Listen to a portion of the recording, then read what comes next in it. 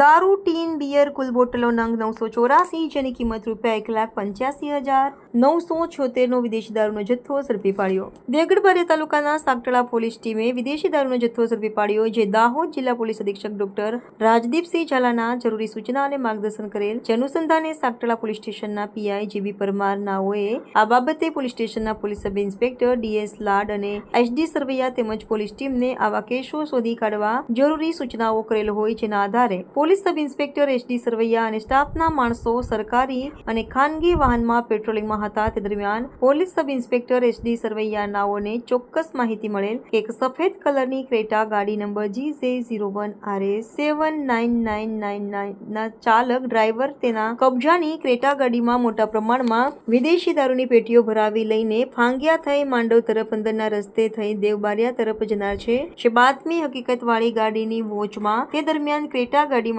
ભારતીય બનાવટના વિદેશી દારૂના ટીન, બિયર, કુલ બોટલ નંગ 984, જેની કિંમત ₹1,85,976નો અને ક્રેટા ગાડીની કિંમત ₹3 લાખ, આમ કુલ મળી ₹4,85,796નો મુદ્દામાલ ઝડપી પાડી ગાડીના ચાલક ડ્રાઈવર વિરુદ્ધ ગુનો દાખલ કરી ધોરણસરની કાર્યવાહી હાથ ધરવામાં આવી.